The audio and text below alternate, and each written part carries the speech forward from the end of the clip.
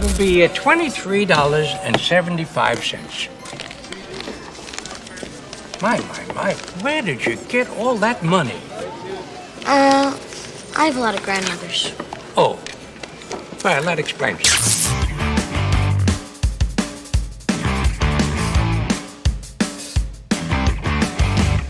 What's up tout le monde, c'est ton boy Max. Ça y est, au tour de Connor Bedard de devenir un homme très très riche. J'ai dit un homme, un garçon, soyons honnêtes, Connor Bedard, c'est un garçon. 5 ans, 15 millions de dollars par année pour Connor Bedard avec les Blackhawks de Chicago. Il y a beaucoup à jaser, il y a beaucoup à retenir de cette prolongation de contrat, en fait de ce nouveau contrat de Connor Bedard. Son contrat était terminé avec les Blackhawks. Mais maintenant, il y a beaucoup de choses qu'on peut dire sans l'ombre d'un doute. Et honnêtement, je pense que la première, c'est que le contre-pont est officiellement de retour dans la Ligue nationale de hockey. Le contre-pont pour les jeunes vedettes lors du deuxième contrat était un petit peu devenu chose du passé. Et maintenant, cette prolongation de contrat, j'arrête pas de dire prolongation de contrat, ce nouveau contrat de Connor Bedard, pour moi, c'est officiel. Le contre-pont est de retour. Est-ce que le compte à rebours est commencé à Chicago? Je comprends les gens d'aller là directement parce que Connor Bedard va être agent libre sans restriction à la fin du contrat. On n'arrive pas à une année où il va rester encore au moins une année d'agent libre avec restriction pour Connor Bedard, comme c'est le cas présentement pour Jason Robertson. Pour vous donner une idée, non. Bedard va être agent libre sans restriction à la fin de son contrat. Le prochain contrat va débuter pour lui à 26 ans. Le contrat actuel va se terminer à 25, mais il est né à l'été. Donc, on achète seulement une année d'autonomie complète du côté des Blackhawks. Donc, je comprends les personnes d'aller là. C'est facile de se dire, Connor Bedard s'est arrangé pour être agent libre sans restriction le plus tôt possible dans sa carrière. Il donne un ultimatum de 5 ans aux Blackhawks pour construire une équipe qui va aspirer à la Coupe Stanley autour de lui, ce qui, pour plusieurs, semble pas très, très bien parti. Mais peut-être pas. Peut-être pas. Dans cet épisode, on va regarder pourquoi je dis que, en fait, c'est un retour à une ancienne formule dans la Ligue nationale de hockey avec le contre-pont. Comment, par contre, ça a évolué? Comment les contre-ponts actuels qui sont signés par Leo Carlsson, par Connor Bedard, sont différents de ceux d'autrefois? Qu'est-ce que ça veut dire pour la Ligue nationale de hockey? Et si jamais il y avait des personnes qui doutaient encore, c'est plus qu'officiel maintenant. Les joueurs de la LNH ont maintenant le gros bout du bâton entre les mains. Et pourquoi c'est le contrat de Connor Bedard qui me fait dire ça? Vous allez voir dans les prochaines minutes. Il faut débuter par regarder les contre-ponts qui étaient signés au début de l'ère du plafond salarial. Donc, bien sûr, l'époque actuelle à laquelle on vit, l'ère du plafond salarial, a débuté lors de la saison 2005-2006. Lorsqu'on regarde les premières jeunes vedettes qui sont entrées dans la Ligue à cette époque-là, Sidney Crosby, Jonathan Toews, Patrick Kane, Steven Stamkos, ils ont signé des contre-ponts. J'ai pas signé Alex Ovechkin. À l'époque, il était un des rares qui n'avait pas signé de contre-pont. Donc, Sidney Crosby, l'année que vous voyez à côté des noms de tous les joueurs, c'est pas l'année nécessairement à laquelle le contrat a débuté, c'est l'année de la signature. Donc, dans le cas de Sidney Crosby, après sa deuxième année, il a tout de suite signé son contrat, un peu comme Ivan Demidov vient de le faire. Là, il a signé son contrat, il lui restait une année à jouer, le contrat est entré en vigueur. Donc, en 2007, Sidney Crosby signe pour 5 ans. En 2009, Jonathan Toews et Patrick Kane, qui eux ont signé 2 fois de suite des contrats identiques, signe des contre-ponts de 5 ans. En 2011, Steven Stamkos signe pour 5 ans. Vous remarquez que je n'ai pas nommé le 5e joueur de la liste, encore, John Tavares. Je n'ai pris que les 4 premiers parce que, tout comme c'est le cas présentement pour Connor Bedard, ces gars-là auraient tous pu devenir agent libre sans restriction à la fin du contrat en question. Donc, Crosby, Toews, Kane, Stamkos auraient tous pu devenir agent libre sans restriction dans le prime de leur carrière, dans la mi-vingtaine, comme Connor Bedard va pouvoir le faire à la fin de son contrat, si c'est ce qu'il décide. Steven Stamkos, du lot, est le seul à être venu près de devenir agent libre. C'était en 2016, souvenez-vous, la fameuse journée du 29 ou du 30 juin? Du 30 juin, il me semble. Où, en dedans d'une heure, Piquet Subban a été échangé pour chez Weber. Taylor Hall, oui, bien sûr, a été échangé contre Adam Larson.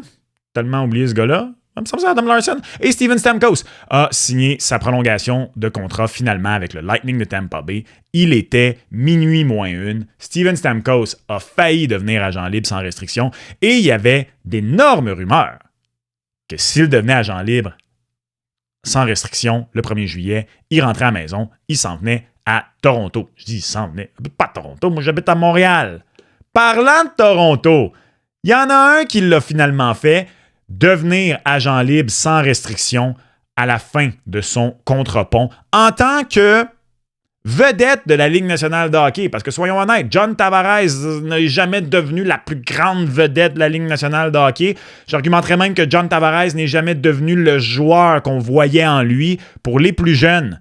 John Tavares, lorsqu'il jouait dans la Ligue de l'Ontario, était vu comme peut-être celui qui allait être le prochain Sidney Crosby. Peut-être qu'il allait devenir le rival de Crosby. À ce moment-là, c'était Ovi le rival de Crosby. Il est demeuré le rival de Sidney Crosby. John Tavares était joueur exceptionnel dans la Ligue de l'Ontario. Il a battu un record de Wayne Gretzky. Un petit peu Connor McDavid avant Connor McDavid. Je parle pas en termes de style de jeu, je parle en termes de hype. Puis finalement, John Tavares a une très belle carrière sur le plan individuel dans la Ligue nationale de hockey. Il a livré la marchandise. En termes, je veux dire, il n'est pas devenu un flop. Il n'est pas devenu non plus dans l'autre catégorie. Il n'est pas devenu joueur générationnel, finalement. Mais au moment où John Tavares est devenu agent libre sans restriction à l'âge de 27 ans, il était pas mal le plus gros agent libre à frapper le marché depuis plusieurs années. Et surtout, il le faisait dans le prime de sa carrière à 27 ans. Il a décidé de quitter New York. Et ceux qui veulent utiliser John Tavares pour dire c'est ce qui pourrait arriver à Connor Bedard, c'est un argument qui se défend tout à fait. Bon, bien sûr, c'est une prédiction. En tout cas, moi, je n'ai pas de boule de cristal. Peut-être que vous en avez une. Si oui, good for you. Mais pourquoi je dis que ça pourrait se comparer? Ben, les Islanders, d'abord, n'avaient acheté que 2 saisons d'autonomie complète de Tavares. Il avait signé pour 6 ans au lieu de 5, comme tous les autres gars que j'ai nommés, et Connor Bedard et Leo Carlson. Mais quand tu regardes les Islanders de l'époque, on peut dire que ça se compare aux Blackhawks de Chicago actuels. Il avait fait des séries qu'à 3 reprises en 9 ans avec John Tavares. De mémoire, il avait gagné 1 ronde de série durant ces 9 années-là avec John Tavares. Donc, lui, il ne voyait pas où cette équipe-là s'en allait. Il a décidé de rentrer à la maison. Puis finalement, c'est très drôle parce que depuis ce temps-là, les Islanders ont gagné plus de rondes de série que les Maple Leafs de Toronto. Dans ta face, mon John, peut-être que c'est ce qui arriverait à Connor Bedard s'il quittait les Blackhawks. Par contre, je ne crois pas personnellement que c'est la principale raison pour Connor Bedard de signer cette prolongation de contrat-là. Ce nouveau contrat-là. Bon, regardez, je vais peut-être dire prolongation de contrat bien souvent, là. My bad! Désolé. Il a fini son contrat, Colin. J'en ai parlé dans un récent épisode. Je crois que la technique Austin Matthews va devenir de plus en plus populaire. Et donc, pour moi, la raison pourquoi Connor Bedard signe ce contrat de seulement 5 ans avec les Blackhawks, c'est pas pour faire amorcer un compte à rebours, c'est pas pour envoyer un message aux Blackhawks de Chicago, mais c'est ce qui mène le monde, c'est l'argent.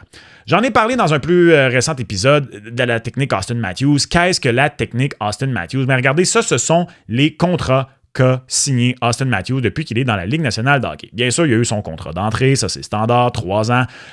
Au moment où lui est rentré de mémoire, c'était 925 000 par saison le contrat d'entrée, 2,78 millions total. Première prolongation de contrat, 58,20 millions sur seulement 5 ans. Alors qu'à ce moment-là, des joueurs comme Austin Matthews, qui a livré la marchandise, 40 buts tout de suite en rentrant dans la Ligue nationale de hockey. Après ça, les 2 saisons suivantes, un peu affecté par les blessures, il dispute seulement une 60aine de matchs, qui est malheureusement devenu un petit peu la tendance de la carrière d'Austin Matthews, mais quand même, il était pas mal au point par match. Bref, Austin Matthews n'était pas dans la catégorie des Crosby et McDavid, qui tout de suite, en 2, devenait le meilleur joueur de la Ligue, mais il montrait déjà que oui, ce gars-là était un joueur de franchise, sans l'ombre d'un doute. Après ça, dites ce que vous voulez sur « Ben alors, je le prends même pas dans mon équipe, c'est pas un gars de série », dites ce que vous voulez. Austin Matthews est le meilleur buteur des 6 dernières années dans la LNH, malgré sa baisse récente de régime et tout ça. Il a livré la marchandise. À ce moment-là, des gars comme lui signaient tout de suite un gros montant, le maximum d'années possible. Lui, il a fait « Non ». 5 ans. 5 ans à 58,20 millions de dollars. Il n'aurait pas été chercher un montant tant différent par année s'il avait signé pour 8 ans. Il l'a pris sur 5 ans. Pourquoi? Bang! Deuxième prolongation de contrat. Il a relevé un petit peu son montant annuel par année d'environ 2 millions de dollars. Ce qui fait qu'au total, lorsqu'on regarde, lorsque son contrat actuel va se terminer, il va être à 12 saisons dans la Ligue nationale de hockey, à 113,98 millions de dollars. Il va avoir fait un peu plus d'argent. J'ai calculé là, environ 4 à 5 millions de plus que s'il avait signé le contrat de 8 ans qu'il aurait pu signer après son contrat d'entrée. Mais surtout, il va devenir agent libre sans restriction à 30 ans, à un âge où... Bon, dans le cas d'Austin Matthews, et c'est le risque de la technique Austin Matthews, c'est que si tu demeures en santé et tu continues de performer, tu vas juste tout le temps signer de plus en plus jusqu'au début trentaine, puis finalement, peut-être à la mi-trentaine, tu vas te mettre à signer des plus petits contrats, mais tu vas avoir maximisé la quantité d'argent que tu peux faire. Austin Matthews, c'est drôle parce qu'il est un petit peu la première grande vedette de la LNH à faire ça. C'est une technique qui est très populaire dans la NBA. Il est peut-être en état le premier aussi, le premier exemple de pourquoi ça peut se revirer contre toi en tant que joueur. C'est que Austin Matthews, maintenant, depuis 2 ans, n'est plus le joueur Trophy Hart qu'il a été il y a quelques années. Il a un petit peu baissé. C'est qu'une équipe, à la fin de son contrat, à 30 ans, va être encore autant engagée à lui donner le montant exact qu'il veut. C'est Austin Matthews, même si ses statistiques baissent, je pense qu'il a le pédigré pour continuer de signer ce contrat-là, mais ça pourrait être le côté négatif, ça pourrait être le pire scénario qui arrive pour Austin Matthews, c'est-à-dire il a fait ça pour continuer à signer un dernier vrai gros contrat à 30 ans et peut-être qu'il ne sera pas capable de le maximiser. Ma prédiction serait qu'il va réussir à maximiser ce contrat-là encore une fois et peut-être signer un contrat de 5 ans, qui l'amènerait à 35 ans, 20, 21, 22 millions par année. On verra où ce sera rendu lorsqu'il va pouvoir signer ce contrat-là, pas à la fin de la saison 2026-2027, mais à la fin de la saison 2027-2028. Je pense honnêtement qu'Austin Matthews pourrait signer un contrat de 5 ans au-dessus de 100 millions de dollars à ce moment-là. Bang! Il maximise ses entrées d'argent pour l'entièreté de sa carrière. Certains diront que c'est très individualiste. Ça, on parlera de ce côté-là à la fin de l'épisode. Par contre, si on revient maintenant à Connor Bedard, si on revient à Leo Carlsson, qui vont peut-être adopter cette technique-là. Je dis peut-être parce que la technique Austin Matthews entre vraiment en vigueur lors du 3e contrat, parce que comme je l'illustrais un petit peu plus tôt, le contrat pont lors du 2e contrat était régulier. C'est qu'après ça, dans la mi-vingtaine, c'est là où les joueurs signaient le contrat long terme qui les gardait avec leur équipe jusqu'à 32, 33, 34 ans, dans certains cas très longtemps, parce que dans le cas de Sidney Crosby, il avait pu signer pour 12 ans. C'est là où Austin Matthews lui a fait « Nope, un autre 4 ans pour moi, merci, des gros bidous, puis je re-signe pour d'autres plus gros bidous dans quelques années. » Ben justement, comment les joueurs en sont-ils venus aujourd'hui à avoir autant le gros bout du bâton par rapport aux premières jeunes vedettes de l'ère du plafond salarial? Parce que regardez ça, c'est là où ça devient très intéressant. Revenons à nos jeunes vedettes d'il y a 20 ans. Crosby, Taves, Kane, Stamkos, Tavares. C'était le vrai contre-pont. Qu'est-ce que je veux dire par là? Vous voyez ici la donnée aberrante, c'est Sidney Crosby. Sidney Crosby, en 2007, lorsqu'il a signé son 2e contrat de 8,7 millions par année pour 5 ans, il prenait 15,34%, il occupait 15,34% de la masse salariale des Penguins de Pittsburgh. Et vous voyez que Taves Kane, c'était légèrement au-dessus de 10%, 11,66% pour Stamkos, 9,17% pour John Tavares. C'est que Sidney Crosby, je l'ai dit il y a quelques minutes à peine, comme Connor McDavid 10 ans plus tard, a rempli toutes les promesses qui étaient mises sur ses épaules en partant. 100 points comme recrue, meilleur joueur de la Ligue à l'an 2, puis par-dessus tout ça, il a fait la finale de la Coupe Stanley à l'an 3, puis il l'a gagné à l'an 4. Sidney Crosby, t'étais déjà le meilleur joueur de la Ligue, on te paye tout de suite comme le meilleur joueur de la Ligue. Bang! C'était réglé. Mais regardez les autres. Au 2e rang, c'est Steven Stamkos. C'est drôle parce que Steven Stamkos a connu une saison recrue difficile. Certains se souviendront de Barry Melrose, son entraîneur-chef à l'époque. J'ai en mémoire comme 23 buts, une quarantaine de points. Il n'avait pas touché le 50. Mais à l'an 2, explose. 50 buts. Maurice Richard, à l'an 3, une quarantaine de buts. Steven Stamkos n'a pas signé sa prolongation de contrat après sa saison de 50 buts. Il avait un petit peu parié sur lui-même. Il a signé son contrat, un peu comme vient de le faire Bedard, un peu comme vient de le faire Leo Carlsson à la fin de l'an 3. 11,66 millions.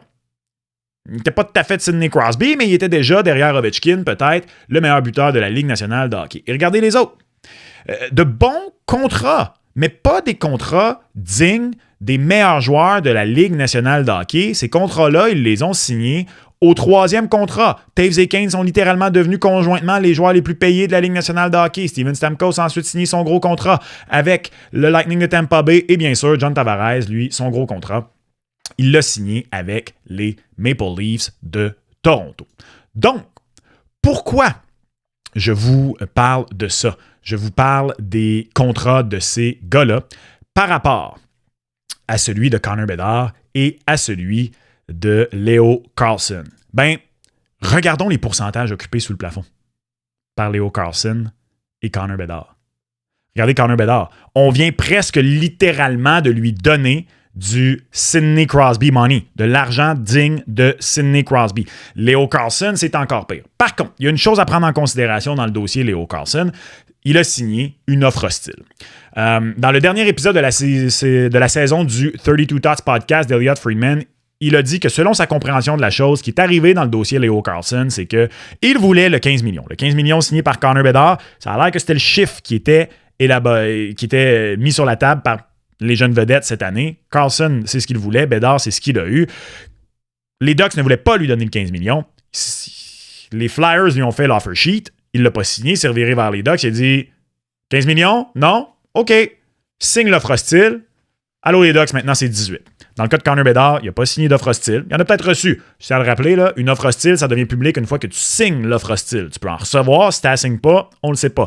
À moins que quelqu'un te dise à quelque part que c'est arrivé.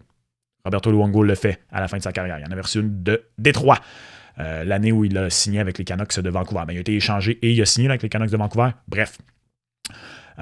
Donc, on donne cet argent-là à ces jeunes-là. On leur donne sur un contrat pont. Et regardez, encore une fois, par rapport aux anciens. Le seul qui était allé chercher cet argent-là, c'était Sidney Crosby, qui, encore une fois, était déjà devenu le meilleur joueur de la Ligue nationale de hockey. Si on transpose ces contrats-là signés par les jeunes vedettes en dollars d'aujourd'hui, Sidney Crosby, 15,95 millions de dollars. Donc, l'argent que Bedard a signé, qu'il est allé chercher, et l'argent que Carlsson voulait. Mais regardez Taves, Kane, Stamkos.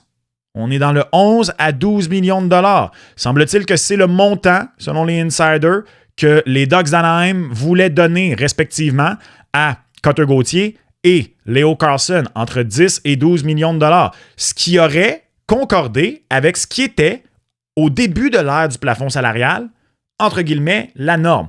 Et John Tavares, qui a eu un début de carrière un petit peu moins tonitruant, avait signé pour un petit peu moins d'argent que ça. Donc, les jeunes vedettes actuelles sont maintenant capables, sans être Sidney Crosby, d'aller chercher l'argent de Sidney Crosby. Parlons de ce qui était devenu un petit peu la nouvelle norme maintenant dans la Ligue nationale de hockey. Pour les joueurs du calibre Bedard, Carlsson, c'était simple. On signait pour peut-être ce montant-là, mais à plus long terme. C'est ce que Connor McDavid a fait. On signait, sinon, pour ce montant élevé à long terme, mais en n'ayant pas nécessairement le même pédigré. Qu'est-ce que je veux dire par là? Qu'est-ce qui était devenu la nouvelle norme dans la Ligue nationale de hockey? C'était pour des jeunes joueurs, un peu comme Bedard et Carlsson, qu'on voyait tout le potentiel, mais ils n'étaient pas encore des top joueurs de la Ligue nationale de hockey. On leur donnait tout de suite un contrat long terme à un peu plus d'argent que ce qu'il valait à ce moment-là.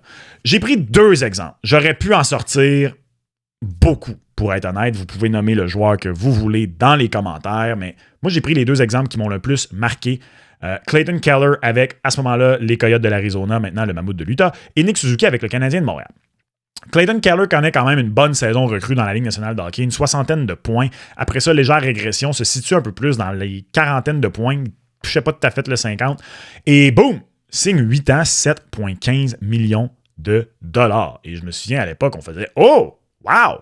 Tant d'argent pour Clayton Keller! » Nick Suzuki arrive, de bonne saison dans la Ligue nationale de hockey, s'améliore tout le temps un petit peu, mais au moment de la signature de son contrat, est un gars d'une 60aine de points dans la Ligue nationale de hockey. Et lorsque Marc Bergevin, parce que oui, c'était encore Marc Bergevin qui était directeur général du Canadien de Montréal quand Nick Suzuki a signé, lui a fait signer ce contrat-là. Tout le monde disait « OK, c'est trop d'argent à court terme, mais le pari, c'est que ça va être un très bon contrat à long terme. » Et même le plus grand détracteur de Marc Bergevin n'a pas le choix que de reconnaître que, honnêtement, c'est peut-être le meilleur coup du Canadien de l'ère Marc Bergevin, ce contrat-là de Nick Suzuki. Il n'a pas été là pour récolter l'épi de maïs qu'il a planté, mais c'est pas un épi de maïs. Le contrat de Nick Suzuki est devenu un champ de maïs au grand complet. Donc voilà, c'est ce qu'on signait plus récemment chez les jeunes joueurs dans la Ligue nationale de hockey. On disait, oui, regarde, on est prêt à te donner un peu plus d'argent, ce qu'on vient de faire avec Bédard et Carlson, mais tu prends la durée totale, 8 ans. La différence, quand même, je le disais, c'est que ces gars-là n'étaient pas des choix top 3 comme l'étaient tous les autres joueurs que j'ai mentionnés jusqu'ici dans l'épisode. Donc, il y a un petit peu cette différence-là avec Carlson et Bédard, mais quand même, d'aller chercher autant d'argent pour si peu de temps, acheter très peu d'autonomie, c'était quelque chose qui était réservé à des joueurs générationnels à l'époque. Et maintenant, on donne ça à notre jeune vedette tout court. Ou du moins, il y a 2 jeunes vedettes qui viennent d'aller chercher ça dans la Ligue nationale de hockey. Pour pousser encore plus loin, si vous voulez, on n'a qu'à regarder Patrick Kane. C'est drôle, hein, parce que c'est avec les Blackhawks aussi, mais Patrick Kane est un petit peu le parfait comparable pour Connor Bedard. Point de vue individuel, parce que bien sûr, les Blackhawks de l'époque, contrairement aux Blackhawks actuels, avaient très bien géré leur reconstruction, puis bang, on a gagné la Coupe Stanley très très tôt dans l'ère Taves-Kane. Mais regardez, Patrick Kane est entré comme premier choix au total, fait 72 points, 70 points, 88 points. Connor Bedard rentre comme premier choix au total, 61 points, 67 points, 75 points. Vous voyez, c'est peut-être un petit peu plus bas, sauf que Patrick Kane a eu moins de blessures que Connor Bedard à ses débuts, ce qui fait en sorte que par 82 matchs, c'est complètement fou. Par 82 matchs, après 3 saisons, Connor Bedard est à une moyenne de 77 points. Patrick Kane était à une moyenne de 77 points après 3 saisons également. Et encore une fois, Patrick Kane n'a pas eu droit au contrat à l'époque que Connor Bedard vient d'aller chercher de la part des Blackhawks de Chicago. Comment en sommes-nous venus là après 20 ans? Les joueurs ont repris le dessus parce que pendant longtemps, en 2005-2006, les joueurs avaient pris des diminutions salariales. Les salaires de la Ligue nationale de hockey avaient baissé par rapport à pré-plafond salarial et c'est ce qui a fait en sorte que, à ce moment-là, au début des années 2000, les salaires des joueurs de la Ligue nationale de hockey se comparaient beaucoup au reste du Big Four, la MLB, la NFL et la NBA, ce qui est vraiment plus le cas. Les joueurs de la LNH font beaucoup moins d'argent. Puis là, regardez, on va pas faire pleurer personne ici aujourd'hui, là. On s'entend, là? C'est juste pour vous illustrer. Et là, finalement, on recommence à avoir le dessus, on recommence à avoir le gros bout du bâton. Est-ce que c'est une bonne chose? Bon, strictement pour leur portefeuille, oui. J'argumenterais que, point de vue strictement fiscal, aussi. En 2026, les Maple Leafs de Toronto, pas en 2026, pardon, en 2006, les Maple Leafs de Toronto étaient la franchise qui valait le plus cher dans la Ligue nationale de hockey, à 332 millions de dollars. Les Capitals de Washington venaient au dernier rang à 127 millions de dollars. Les Leafs sont toujours premiers en 2026 à 4,4 milliards. Les Blue Jackets sont maintenant derniers à 1,3 milliard. D'où Jésus! Donc, point de vue fiscal, ce n'est que normal que les joueurs à un moment donné fassent comme wow, les proprios, vous continuez de vous graisser la patte, de vous mettre la palette dans la poche. Il faut que nous aussi, on recommence à se mettre un peu plus la palette dans la poche. Il faut que les salaires suivent. Mais point de vue hockey maintenant, le temps nous le dira si c'est une bonne chose, mais l'histoire récente de la LNH nous dit qu'un échiquier salarial qui se tient, c'est la clé d'une franchise qui a du succès sur plusieurs années. Est-ce que les Blackhawks de Chicago, est-ce que les Ducks d'Anaheim vont être en mesure de bâtir autour de ces jeunes vedettes-là des équipes qui sont en mesure d'aller chercher des Coupes Stanley? Permettez-moi d'être sceptique. Parce que pour même une franchise comme les Oilers d'Edmonton, qui a et de loin le meilleur joueur de sa génération, on n'a pas été en mesure de le faire. après ça, par contre, la différence, elle est importante à noter. C'est que malheureusement pour Connor McDavid, il a été le joueur le mieux payé de la Ligue à une époque où le plafond avait stagné. Ce n'est pas la seule raison. Je ne retire pas tout blâme de l'organisation des Oilers d'Edmonton. Au contraire, il y a de très, très, très mauvais contrats à Edmonton qui ont fait en sorte qu'on n'a pas été en mesure de bien entourer Connor McDavid au point qu'on réussisse à aller gagner la Coupe Stanley. Bon, on est venu à un match de le faire. Oui, on est venu à un match de le faire pas mal juste sur les épaules de Connor McDavid et Leon Draisaitl. Soyons 100% honnêtes là-dessus. Mais force est d'admettre que 20 ans plus tard, les joueurs, non seulement au gros bout du bâton, mais ils le tiennent. Encore une fois, personnellement, d'un point de vue philosophie de la chose, je peux respecter ça. D'un point de vue hockey, je ne sais pas si ça va être une bonne chose pour eux. Et personnellement, en tant que simple citoyen de la classe moyenne, calvasse, que je prendrais moins d'argent pour essayer de gagner, comme le font les joueurs présentement du Canadien de Montréal. Mais ça, c'est juste moi. Et je me pose vraiment la question... Est-ce qu'Ivan Demidov regrette déjà son salaire? N'allons pas là! N'allons pas là. Qu'est-ce que tu penses de la prolongation de Connor Bedard? Qu'est-ce que tu penses du fait que les joueurs reprennent le gros bout du bâton? Est-ce que ça te dérange? Comment vois-tu ça? N'hésite pas à me laisser savoir en commentaire. Tu as apprécié l'épisode d'aujourd'hui et tu veux en écouter un autre sur l'échec total du Yzerplan? C'est juste là. Et on se reparle lors du prochain épisode. Ciao!